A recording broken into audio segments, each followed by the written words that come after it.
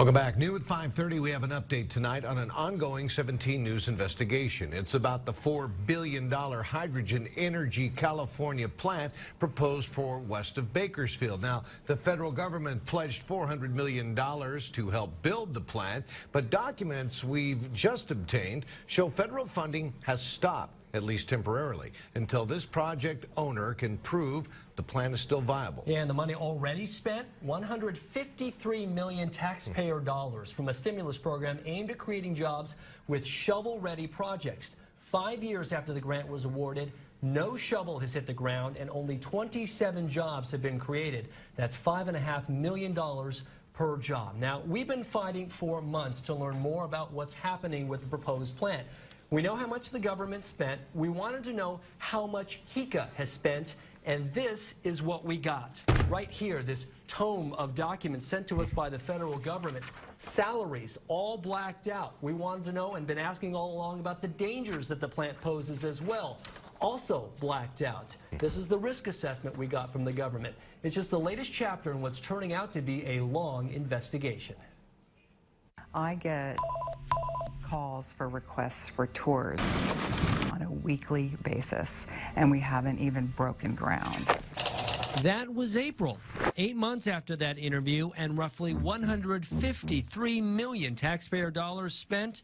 HECA still hasn't broken ground. It's time to walk away and not waste any more money on this. This is what SCS Energy has planned, a $4 billion plant that burns coal to produce electricity and uses as byproduct CO2 to boost nearby oil production.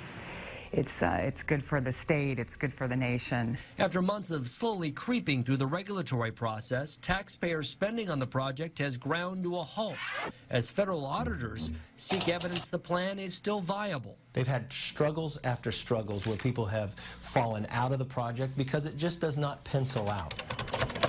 We placed more than a half dozen calls over the last 4 months trying to get an update from parent company SCS Energy about HECA. Spokeswoman Tiffany Rao eventually emailed us back to say the HECA team is tied up. She said it's just not a convenient time for an on-camera interview, and it hasn't been convenient for months. She said HECA backers have nothing new to report on the project right now, but insists SCS Energy will be moving forward with construction on the project sometime in 2015. One big danger is a big rupture somewhere of CO2. The HECA project faces a slew of serious hurdles, like what to do with the plant's main byproduct, carbon dioxide. It's a greenhouse gas that must be captured and not released into the atmosphere for this to qualify as a clean energy project. The tentative plan was to ship the CO2 to a yet-to-be-built facility operated by Occidental Petroleum. The gas would be used in this nearby field to help tease oil out of the ground. But Occidental dissolved earlier this year, jettisoning its California oil assets into a separate company called California Resources Corporation. Representatives for California Resources Corporation also declined to be interviewed on camera for this story. But spokeswoman Holly Arnold sent us this email saying, quote, the company is not currently in negotiations with the developer of the Hydrogen Energy California project. Therefore, we have nothing to add to this story. And then there's coal the HECA plant would burn.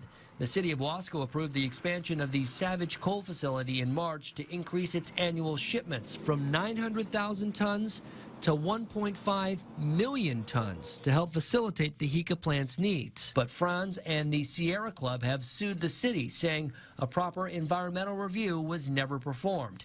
The HECA project is paying Savage $35,000 a month for the option of using that plant and has paid close to $100,000 to help Savage fight the lawsuit. If Savage in Wasco can't get the expansion permit, they can't supply enough coal to the HECA project. None of those misgivings has slowed the spending of federal money awarded to the project under the Stimulus Act of 2009 amid the throes of the recession. 17 News filed a flurry of requests with the Department of Energy seeking detailed records of where your money was spent.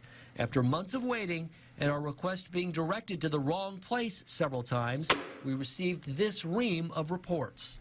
But key portions have been blacked out, like this list of risks the plant poses and possible solutions. Also blacked out, the hourly rate and compensation of SCS executives and employees paid in part under the federal grant. Officials say that's a HECA business secret. But what we do know about spending is this. The HECA project was paying $1,800 per month for this information center on Front Street in Buttonwillow, more than $37,000 in total. Today, the building sits empty, and taxpayers have been shelling out $3,100 to rent office space in a legal firm up in San Francisco, and almost $4,000 a month for an office in Concord, Massachusetts, where SCS is headquartered. Spokeswoman Tiffany Rao's consulting company has consistently billed the government around $18,000 a month for the past several years. In all, more than $500,000. Records show more than $10 million taxpayer dollars alone went to purchasing credits to offset the estimated 500 tons of pollutants HECA plans to release in the air every year.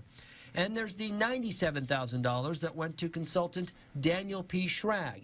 The Harvard professor also is a member of the President's Council of Advisors on Science and Technology. Schrag has been a big fan of the project, even though in June of last year, he urged the Obama administration to, quote, wage a war on coal. I've worked for this project now for about 8 years. And I am, long before I met them, I published extensively on this, and I've been a broad fan of this technology. Fundamentally, nobody could pay me enough money to just lie to people about this sort of technology. That's certainly not enough money to make me just fabricate information. Though the project could still be viable, critics say if the plant is never built, it will amount to one colossal waste. Why would you invest taxpayer money if you didn't have the project being viable? Who's making that decision? Because the taxpayers didn't get to make that decision. And again, there is no word tonight on a deal between HECA and California Resources Corporation to take that CO2 for oil production. That is a sticking point for the entire project to move forward. And we should note the tough climate that oil companies face, with crude trading between $55 and $60 a barrel right now. But there's no deadline either in terms of the federal funds. To see the document that we obtained in researching this project, check out our website. It is kerngoldenempire.com, and click on the link for this story. Hope we have enough RAM space for that. It is a very